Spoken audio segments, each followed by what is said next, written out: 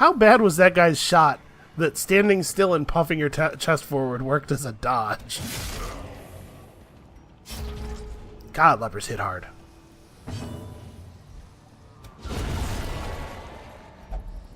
Well, we showed that guy's corpse who's boss. Oh, you know what? That was wrong. I should have done flashing daggers. Because I'm sure it would have been enough damage to finish him off, and we could have gotten some bonus damage on the bloodletter. But yeah, I'm thinking that maybe we want to camp before the boss just to make room for the loot. Because remember, we'll get 2 trinkets. We'll get 2 trinkets and we're already having inventory space problems. We're going to probably drop the holy water as much as I like using it to loot, what do you call it? Curios. The fact that we found 2 trinkets as loot already complicates things a little bit. So we're pretty secure on money, but having more money gets us more money. So the fact that we have a bank now weights our loot in favor of gold a little bit more than it was previously. And it was already pretty weighted in favor of gold. So the question is, like, this could be a whole bunch of money, right? A stack of citrines. If we discard the citrine to pick up the bust, we might end up having to discard future citrines. Yeah, I'm going to drop the bandages, I guess. Let's head to here. And...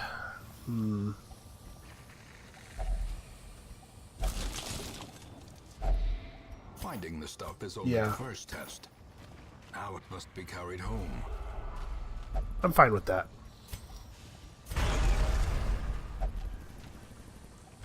See, I'm thinking maybe we camp in this room just to clear up some inventory space before the boss fight. We'll eat this food and, yeah, get buffs and stuff. Spark without kindling is a goal without hope. Alright, so let's prevent the nighttime ambush. We'll all take a little bit of stress. And then we will, we have a lot of time units left. Well, that's a shame. I like dramatically increasing our scouting chance. We might be able to find a secret room somewhere. And then we can do quarantine and then reflection with our other time units, and that will drop the little bit of stress that everybody has on them. And also get our dude all buffed up. The other thing we could do is we could use Dark Strength on somebody. We could do Dark Strength and...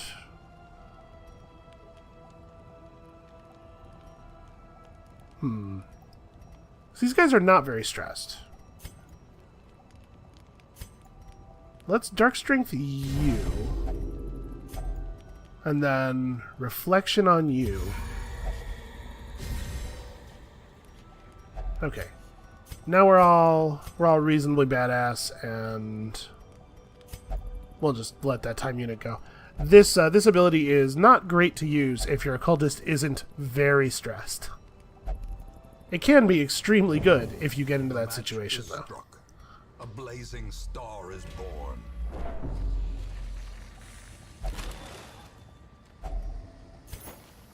Okay, portraits, that's something we need. Solid dodge. And now we know we're going to have to drop the holy water, so maybe I just use it right away on somebody. Let's just throw it on you. That gives us some resistances for the first couple rounds of the fight. Go in at full light because we have a sun ring. And hey, look at that. Ever expanding. This horror must be unmade. Yeah, I strongly agree. So this thing has one big health bar. It's 4 different units in that each space gets an attack, and you can target them like normal. But it shares 120 health between the pieces. And every round the pieces are going to morph, and the different forms have different abilities, and it's all super, super gross. It's also all Eldritch. So occultists are pretty good in this fight. You have 40% bleed resist. Okay.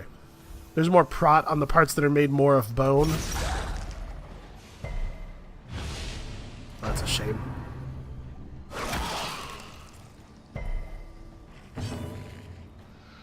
It's nice to have people who can do multi-target attacks, because this is effectively doing like 132% damage, but we have to be careful not to use it like when there's a 70% prop piece at play, and like we could just throw a dagger over here and it will probably do more damage. What's the chance of the blight landing? So it'd be 60% on the back piece or more on the other pieces. It'll do 9 points of damage via the bleed, or via the blight, or we could just throw a dagger and do 3 to 8 damage, but with a 17% crit chance. And this increases her accuracy. I think we go for the... I think the poison darts make more sense.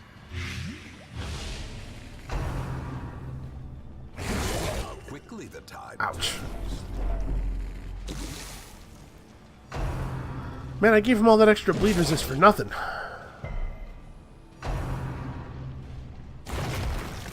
Okay, I was hoping they would attack the flagellant, but not with stuns. That's a little unfortunate. And then obviously the leper is great here, because he can do 100% normal damage or 60% normal damage twice.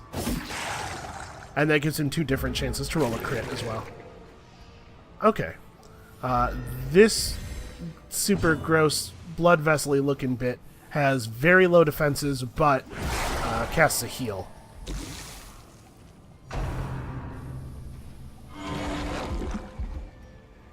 Not much of a heal, though.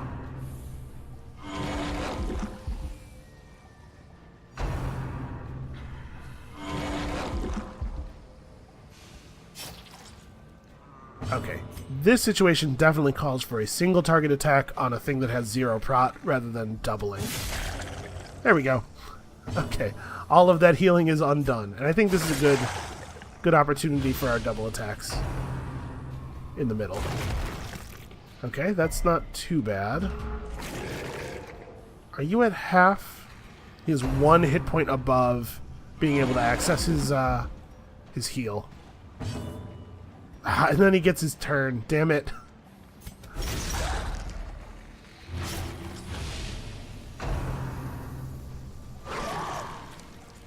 Come on, go for the flagellant. Alright, she really does not have a lot of health. The main problem with her being level 0 is that she really does not have a lot of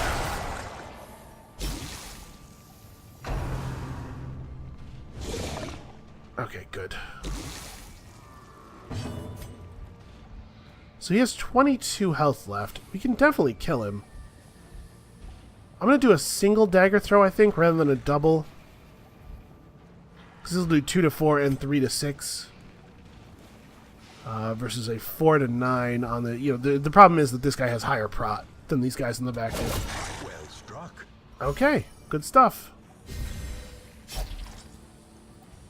Don't you dare miss. Its destruction is a small consolation, given the implications of its terrible existence. Okay. Oh, we didn't get any trinkets. Success. That's weird. So Usually the bosses give trinkets, don't they? Or is it merely a trick of the light? Okay, well, I'm fine with that. So let's do some exploring. He's going to bleed for 4 more and end up at 19. She's going to blight for 4 more and end up at 6. I don't have any... Well, we'll have to prioritize healing her at the beginning of the next combat.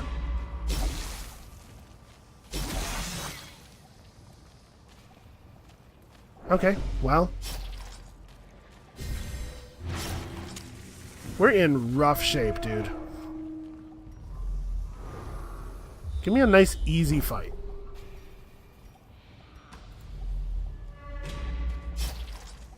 Okay, I don't want to interact with that.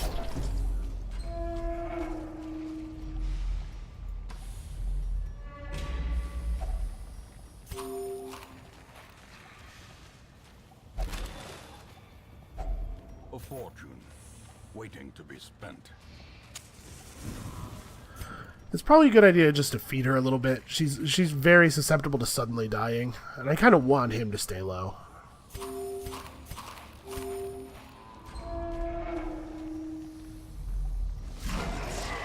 Okay, this is not the easy fight I was hoping for. We're definitely using a redeem. She's up at 10 health now. I think I'm going to redeem the leper.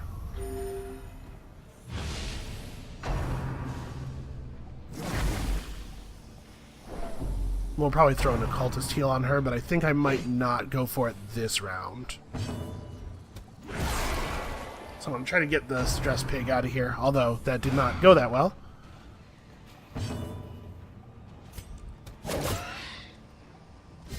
It's unfortunate.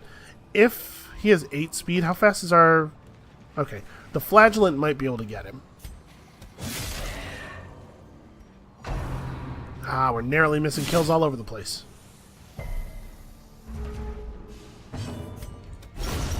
Okay. Good, good.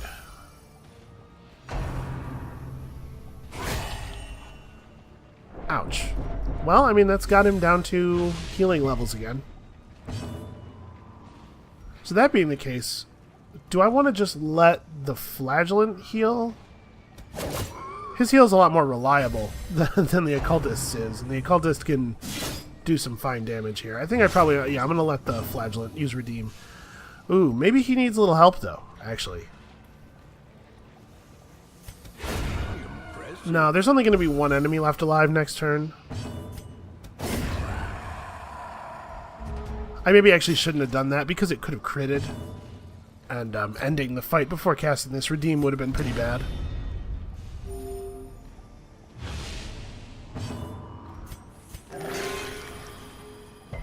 Okay, there we go. We're all right as rain.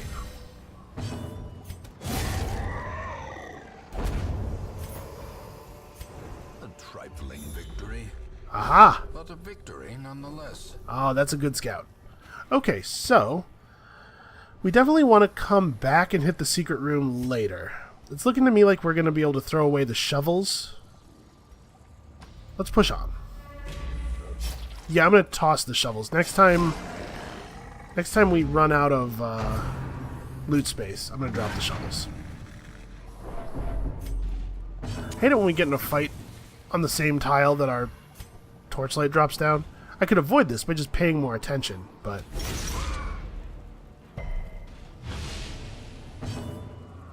I don't really have a good ending to that, but I should just pay more attention. Alright, we're in a pretty good place for a double dagger throw, I think.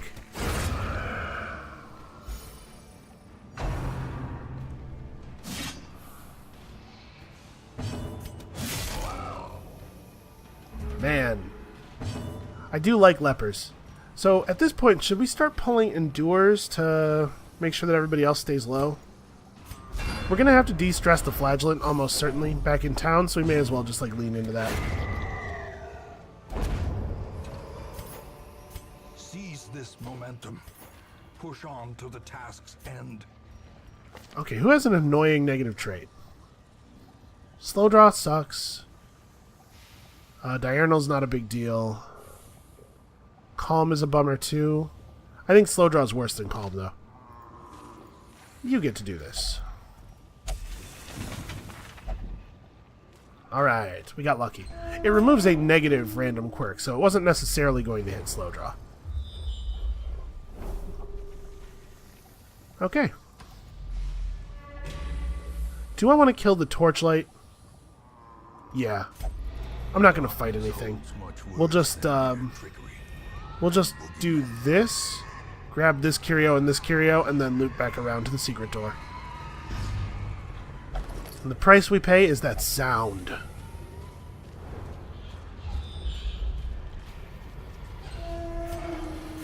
On the whole, though, this is very successful. I'm pleased. Actually, let's go ahead and see what this curio is, too. You know what? In total darkness, it's worth searching, because there's often, yeah, a little bit of loot attached to the torch.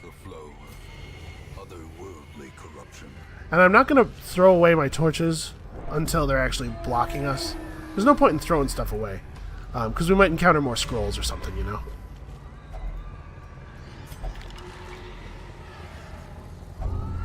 Yeah, alright. Bloodthirsty's annoying, but it's not the end of the world.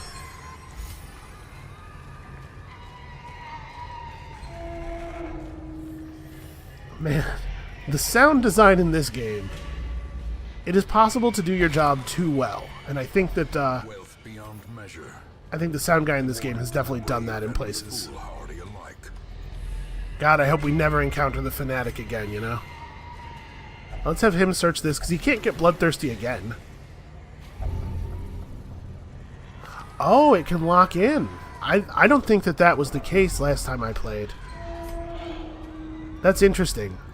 That's a good idea. That's a good design. To prevent people from sort of, what's the word I'm looking for here? Wantonly doing the thing that I tried to do there. Okay. Let's get paid. Packs laden with loot are often low on supplies. We could actually keep going a little bit. Now, there's not a lot of loot left to be had. I don't know that I want to get in a fight in total darkness. No, we're good. Because we actually still had our food.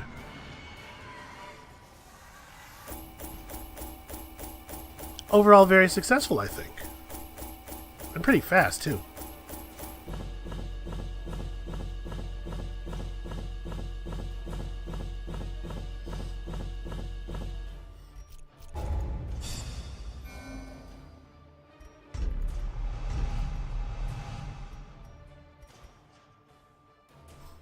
Okay. Self-worship of a sort. He's still a flagellant. Curiosity, interest, Ah, and man. obsession. Mile markers on my road to damnation. Well, I guess it's my fault because I mentioned his name. Unfair facts while praying saw a glimpse of greater beings controlling destiny. New quirk, God-fearing. That's maybe not... Okay, it's fine.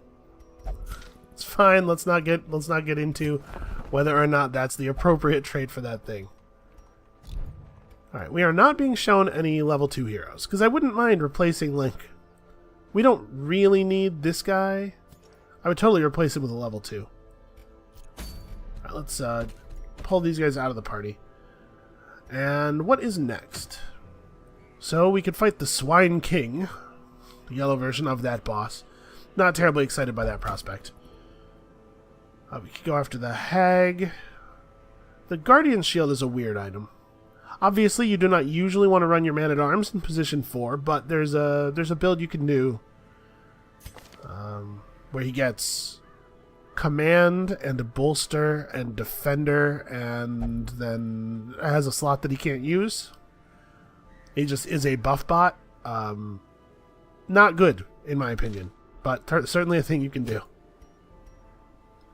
Hero's Ring, okay, that's not very exciting. Stun Amulet's not a bad generic trinket. We could go get one of those Sculptor's tools. A Life Crystal, it's okay, I guess. So there's no adventure here with loot that's like terribly compelling. We could do our first red level mission, right? Proper level sort here. Yeah, we have 4 heroes who could go do a red. Not that I particularly think that we need Sculptor's tools, but it is an interesting idea. Like, I mean, these exist for some reason, right? We're going to run into something that's made of stonework. And it would get the ruins to the point where it can show us another boss. The other thing we could do is just the Cove, but I don't really want to do random non-boss yellows at the moment. Like, I'd like to use these level 4 guys to fight bosses when it's appropriate to fight bosses, by which I mean when the loot is good. So yeah, maybe we do our first red next week.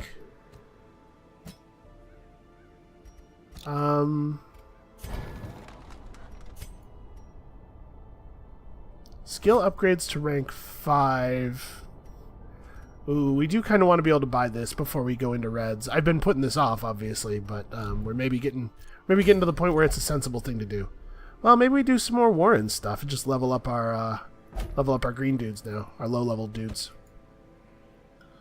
Because at this point, we're no longer boss locked. We're no longer worried about keeping people at boss fighting level. We are past green bosses, and we just want the low-level people to be up and ready to rumble. We could do a yellow as well, actually, just to get Grentimesnil and Herbert some XP. If we took, like, this party, yeah, we could maybe do a couple of yellow shorts. And the Cove could use the XP.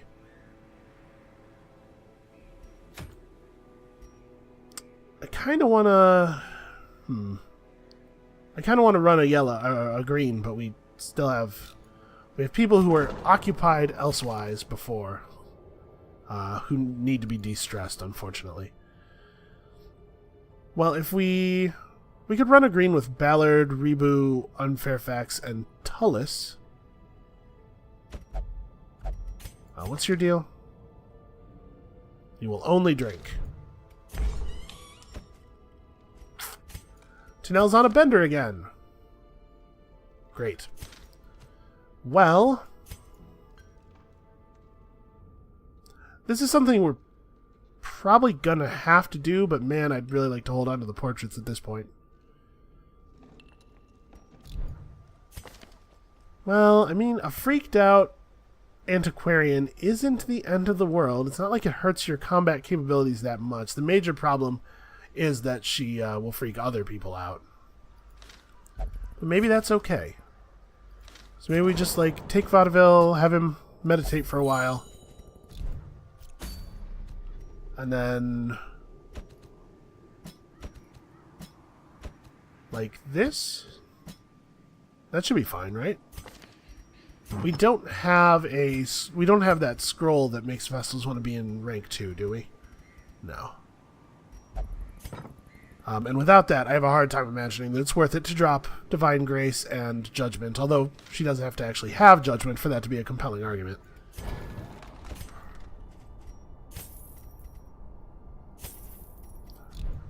Alright, I know this is boring, but, like... the reason I use this group of skills on every Vestal is because it's really good. Yeah, so something like this. And now that she's in the second slot, give her access to her her melee attack. She can do all... well, she can't do poison darts from here.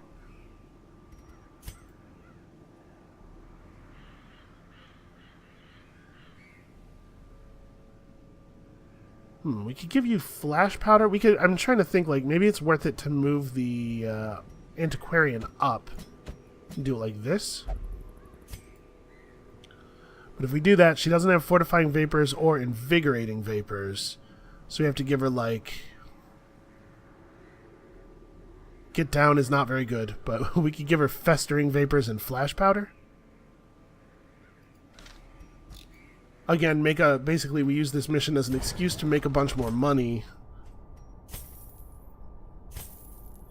And then get more value out of our bank. We should upgrade her skills, even though they're not very good. I mean, this moves the blight up to 2 points per round. That's significant. 5 extra accuracy on the debuff here. Why does this have to do 0 damage, though? Ugh. Why are you so bad? I'm not upgrading that. That is not worth the money.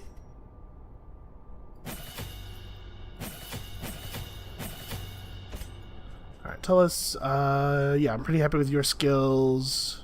And Ballard can't receive upgrades because he is level 0.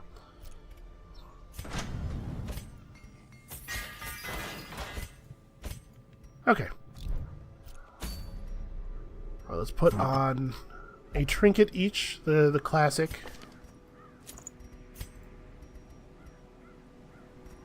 Yeah, definitely, we definitely need to watch her stress level.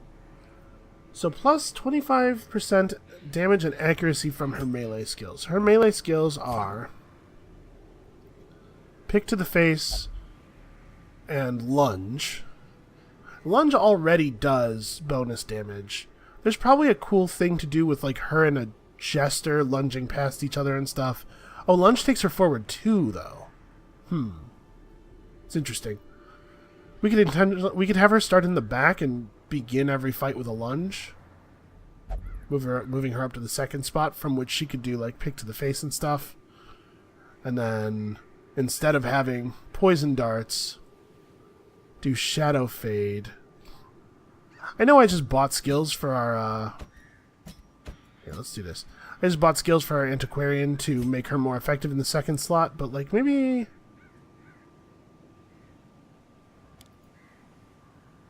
Let's take this.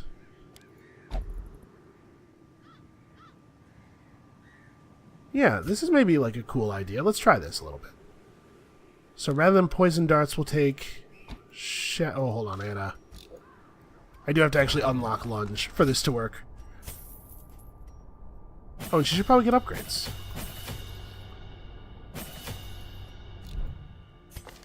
Maybe she doesn't end up with Shadow Fade. Maybe we just do the reset between battles. So that way she has access to all this stuff. Yeah, and we just start her at the back every time. And alright, so let's get you your weird knife.